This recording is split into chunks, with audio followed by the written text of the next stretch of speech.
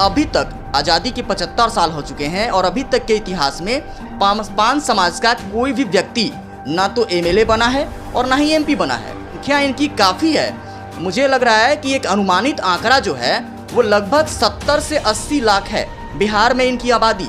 कि इन्हें अछूत लोग मानते थे, जैसे कि किसी के दरवाजे पे बैठ गए, किसी बड़े अग्री जाति के दरवाजे पर बैठ गए, जिसमें वो बिहार के मुख्यमंत्री को आमंत्रित करेंगे, बिहार के उप मुख्यमंत्री को आमंत्रित करेंगे। नहीं, बिहार के लगभग 20 लोकसभा सीटों को पान समाज प्रभावित करता है। इनके वोटर्स हैं और वो अपना शक्ति प्रदर्शन करना चाहते हैं। वो चाहते हैं कि हम दिखाएं, अभी जो सत्ता में मौजूद है नेता, उन्हें दिखाएं कि हमारी कितनी आबादी है।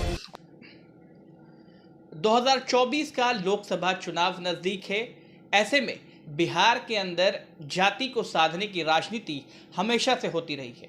बिहार में जब जब चुनाव आते हैं, सब नेता अपने जात के वोटरों को साधने में लग जाते हैं। इस बार 2024 के चुनाव में पान समाज जो है वो असर डालेगा। आज हम बात भी करेंगे पान समाज की। आखिर कौन से लोग पान समाज से आते हैं, कितनी इनकी हिस्सेदारी है और क्या 2024 के लोकसभा चुनाव में पान समाज का असर होगा। हमारे साथ हमारे सहयोगी अभय हैं। ये पूरी बातचीत जो है अभय से हम करते हैं कि आखिर पान समाज की बात अब होने लगी है। आईपी गुप्ता हैं उनके नेता, वो लगातार पान समाज को लेकर के बात कर रहे हैं। आखिर कौन सी जाति है और कहाँ आखिर बिहार में है और इतने दिनों से कहाँ थे ये लोग? देखिए, बिहार में तो कई जातियां हैं। जैसे आपको पता है, यादव जाति है, भूमिहार है, ब्राह्मण है, निषाद जाति है, साथ ही पासवान है। तो उस तरह से पान समाज भी है। पान भी एक तरह से जाति ही है और ये लोग शेड्यूल कास्ट में आते हैं, एससी कैटेगरी में आते हैं। और सबसे बड़ी बात है कि इनके जो नेता हैं इंजीनियर आईपी गुप्ता, अखिल भारतीय पान महासंघ के वो राष्ट्रीय अध्यक्ष हैं। उनका साफ शब्दों में कहना है कि अब हम चुप नहीं रहेंगे। कारण क्या है कि अभी तक आज़ादी के 75 साल हो चुके हैं और अभी तक के इतिहास में पान समाज का कोई भी व्यक्ति ना तो एमएलए बना है और ना ही एमपी बना है। ऐसी स्थिति में सत्ता में भागीदारी न होना, और इनकी अगर संख्या देखी जाए तनवीर जी, तो संख्या इनकी काफ़ी है। मुझे लग रहा है कि एक अनुमानित आंकड़ा जो है वो लगभग 70 से 80 लाख है बिहार में इनकी आबादी। और ये कई लोकसभा सीटों को प्रभावित करते हैं, ये कई विधानसभा सीटों को प्रभावित करते हैं। और ऐसी स्थिति में इनका सत्ता में ना होना, इनके समाज से किसी व्यक्ति का एमएलए ना होना, एमपी ना होना, ये थोड़ा सा आश्चर्यचकित करता है। और सबसे बड़ी बात क्या है कि इनका काम क्या है, ये सबसे बड़ी बात कि ये किस काम के लिए जाने जाते हैं। तो पान समाज के ज़्यादातर लोग पेशेवर बुनकर होते हैं, तो ये इनका काम यही होता है। और पहले क्या था ना कि इनके जो नेता हैं वो बताते हैं कि इन्हें अछूत लोग मानते थे, जैसे कि किसी के दरवाजे पे बैठ गए, किसी बड़े अग्री जाति के दरवाजे पर बैठ गए, तो वहाँ से उनके उठने के बाद वो उस जाति के जो लोग होते थे वो अपने दरवाजे पर पानी मारते थे। ये स्थिति थी इनकी और ऐसे स्थिति से वो लोग गुजरे। हालांकि अब तो उस तरह की बातें नहीं है, थोड़ा कम है, लेकिन ऐसी स्थिति से गुजरे हैं इनके नेता, बताते हैं इंजीनियर आईपी गुप्ता। और पान समाज को लेकर के उनका साफ कहना है कि अब हम चुप नहीं रहेंगे, हमें सत्ता में भागीदारी चाहिए। और जिस तरह से पासवान समाज है, पासवान समाज को रामविलास पासवान ने आगे किया, जिस तरह से निषाद समाज है, निषाद समाज को मुकेश सहनी आगे कर रहे हैं, उस तरह से ये लोग पान समाज को भी अब आगे करना चाहते हैं। बिहार के अंदर अगर कोई समाज छूट जाता है तो ये अपने आप में सोचने वाली बात है कि बिहार जहाँ पर जाति को लेकर के सब कुछ होता है। आनंद मोहन इन दिनों राजपूत वोट बैंक को जगा रहे हैं, पासवान चिराग पासवान लेकर के घूम रहे हैं, तो आखिर पान समाज जो है वो क्यों टुकड़ों टुकड़ों में बटा रह गया? क्या कारण हो सकता है? देखिए, सबसे बड़ी बात क्या है कि ऐसा भी कारण है कि पान समाज से अभी तक कोई नेता उस तरह का निकला नहीं। और आपको हमने बताया कि आज़ादी के 75 साल हो गए, लेकिन इस समाज से कोई व्यक्ति ना तो एमएलए बना ना एमपी बना।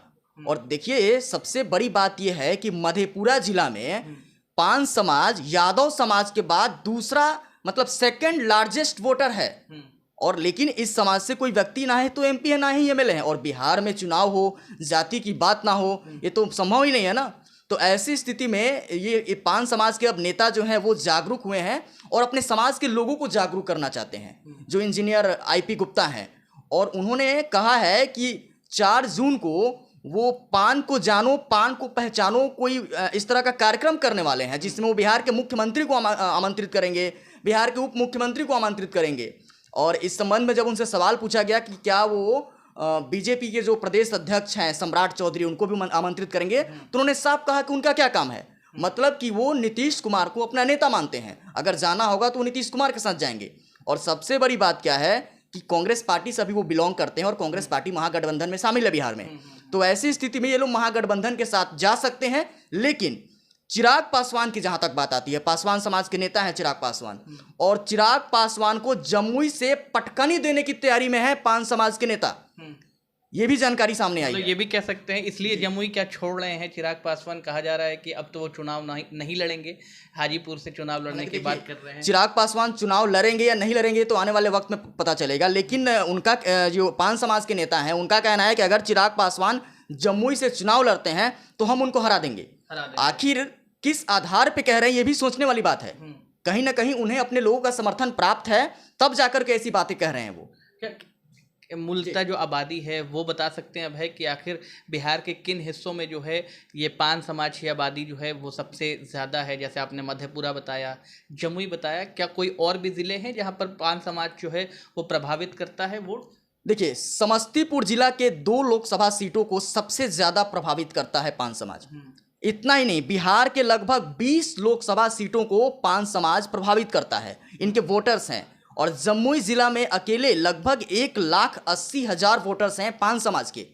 तो कहीं ना कहीं ये फैक्टर होगा, और आने वाले वक्त में जब बिहार में लोकसभा चुनाव होगा तो ये बहुत बड़ा फैक्टर साबित होने जा रहा है। और पान समाज ये तय करेंगे अपना भविष्य, क्योंकि यही वक्त है जब ये लोग आगे आएंगे, इनके नेता खुल के आगे आएंगे अपने समाज के लिए, ताकि इनके समाज के भी कोई MP हो या MLA हो। और देखिए, बिहार के अलग अलग जगहों पे अलग अलग टाइटल भी हैं इनका। कहीं पे ये शर्मा नाम से शर्मा टाइटल से जाने जाते हैं, कहीं पे ये वर्मा टाइटल से जाने जाते हैं।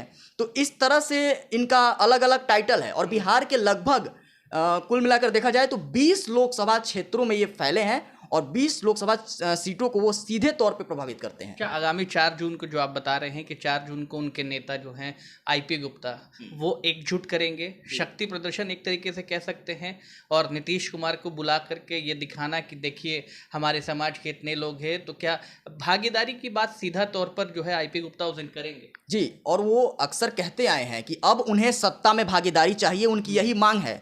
और बिहार के मुख्यमंत्री नीतीश कुमार को वो इसीलिए बुला रहे हैं। और आपने ठीक कहा तनवीर कि वो अपना शक्ति प्रदर्शन करना चाहते हैं। वो चाहते हैं कि हम दिखाएं, अभी जो सत्ता में मौजूद है नेता, उन्हें दिखाएं कि हमारी कितनी आबादी है, और हमारे समाज से भी कोई नेता होना चाहिए जो चुनाव लड़े। मतलब उन्हें सीधे तौर पे सीट चाहिए, उन्हें टिकट चाहिए, वो चुनाव लड़ना चाहते हैं, वो MP बनना चाहते हैं, MLA बनना चाहते हैं। और यही कारण है कि 4 जून को कबीर जयंती के अवसर पर वो लोग कार्यक्रम कर रहे हैं। और कबीर के वंशज कहते हैं खुद को ये लोग। अच्छा। इनका ऐसा मानना है कि वो कबीर के वंशज हैं, और कबीर जयंती है 4 जून को।